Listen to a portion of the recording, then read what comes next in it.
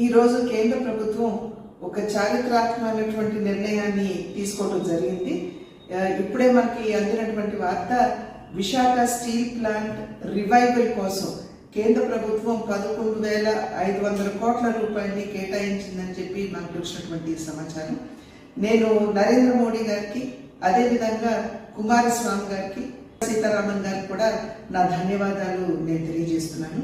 ఒకంత చరిత్రలో కనుక మనం వెళ్ళి చూసినట్లయితే 1966వ సంవత్సరంలో అప్పటి ఆంగ్లో అమెరికన్ కన్సార్షియం ఏదైతే ఉందో విశాఖపట్నంలో స్టీల్ ప్లాంట్ ని స్థాపించాలి అని చెప్పినప్పుడు అప్పటి ప్రధానిగా ఉన్నటువంటి శ్రీమతి ఇందిరాగాంధీ గారు దీనికి ఒప్పుకోలేదు.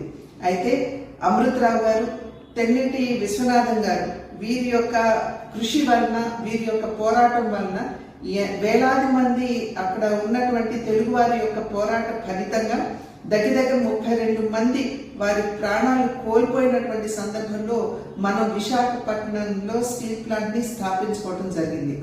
ఇవాళ చూసినట్లయితే దగ్గర 64 గ్రామాలు, వారి గ్రామాలని విశాఖపట్నం స్టీల్ ప్లాంట్ స్థాపనకి వారు అందించినటువంటి చరిత్ర, ఘన చరిత్ర మన విశాఖపట్నంలోని స్టీల్ ప్లాంట్కి ఉంది. ఆ నేపథ్యంలో ఎన్నో ఇబ్బందులు మన విశాఖ స్టీల్ ప్లాంట్ ఎదుర్కొంటున్నటువంటి సందర్భంలో అప్పులు ఊపిలో కూలిపోవడం దగ్గర నుండి వారికి క్యాప్టివ్ మైన్స్ లేకపోవటం వలన ఈ రోజున ఏ స్థితికి వచ్చిందంటే చివరికి అక్కడ పనిచేసేటువంటి ఎంప్లాయీస్ కి కూడా సరి అయినటువంటి విధంగా వారికి జీతాలు ఇవ్వలేనటువంటి పరిస్థితి ఇవాళ విశాఖ స్టీల్ ప్లాంట్ లో ఏర్పడింది. చాలా మంది కార్మికులు మా దగ్గరికి వచ్చి ఒక నెల 35% ఇచ్చారని, ఒక నెల 60% ఇచ్చారని చెబుతూ సంపూర్ణంగా వారికి జీతాలు అందడం లేదు, మా కుటుంబాలు ఏ విధంగా చివరి వెళ్ళాలి అని చెప్పి అనేక సందర్భాల్లో వారు ఆందోళన చెందడం జరిగింది. ఎప్పుడైతే ఈ విషయాలన్నీ మా దృష్టికి వచ్చాయో ఎప్పటికప్పుడు మేము ఈ విషయాలన్నీ లేఖల మాధ్యమంగా నరేంద్ర మోడీ గారి దృష్టికి, అదేవిధంగా డెలిగేషన్ ని తీసుకుని వెళ్తూ అక్కడ ఉన్నటువంటి పనిచేసేటువంటి కార్మికుల్ని సైతం డెలిగేషన్ గా తీసుకుని కుమారస్వామి గారి దగ్గరికి, నిర్మలా సీతారామన్ గారి దగ్గరికి, పీయూష్ గోయల్ గారి దగ్గరికి కూడా తీసుకుని వెళ్ళి అనేక సందర్భాల్లో వీరి విషయాలు, వీరు ఎదుర్కొనేటువంటి ఇబ్బందులు ఇవన్నీ కూడా, అదేవిధంగా విశాఖపట్నం స్టీల్ ప్లాంట్ కి సంబంధించినటువంటి సమస్యలు కూడా వారందరి దృష్టికి తీసుకువెళ్ళడం జరిగింది. కుమారస్వామి గారు మాతో ఖచ్చితంగా చెప్పారు, డిస్ఇన్వెస్ట్మెంట్ అంటే ప్రైవేటీకరణ ఖచ్చితంగా జరగదు, మేము ఆర్థిక ప్యాకేజీని ఇచ్చి విశాఖపట్నంలో ఉన్నటువంటి స్టీల్ ప్లాంట్ ని ఆదుకోవడానికి మేము సన్నద్ధమవుతున్నామని చెప్పి అనేక సందర్భాల్లో మాకు వారు ధైర్యాన్ని ఇచ్చినటువంటి నేపథ్యం.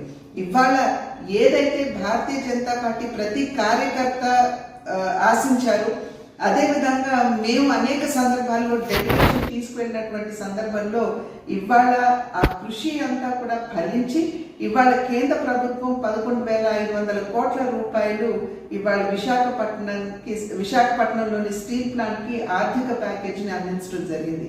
భారతీయ జనతా పార్టీ ఎప్పుడు కూడా RINL యొక్క అభివృద్ధికి కట్టుబడి ఉన్నది.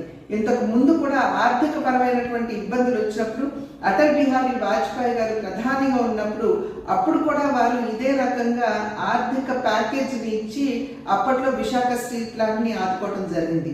ఇప్పుడు కూడా మేము ఏదైతే మొదటి నుండి చెప్తూ వచ్చామో, డబుల్ ఇంజిన్ సర్కార్, కేంద్రంలో ఎన్డీఏ, అదేవిధంగా రాష్ట్రంలో కూడా ఎన్డీఏ ఉన్నట్లయితే ఇటువంటి సమస్యలు అనేకం మనం పరిష్కరించుకునేటువంటి అవకాశం ఉంటుంది అని చెప్పి ఏదైతే చెప్పామో, ఇవాళ ఈ ప్యాకేజ్ మాధ్యమంగా మనం ఆశించినటువంటి కళ సాకారమైంది అని చెప్పి విశ్వసిస్తూ మరి ఒక్కసారి ప్రధాని నరేంద్ర మోడీ గారికి, అదేవిధంగా కుమారస్వామి గారికి కూడా నా యొక్క హృదయపూర్వక ధన్యవాదాలు, వీరితో పాటుగా నిర్మలా సీతారామన్ గారికి కూడా నా హృదయపూర్వక ధన్యవాదాలు నేను తెలియజేస్తున్నాను.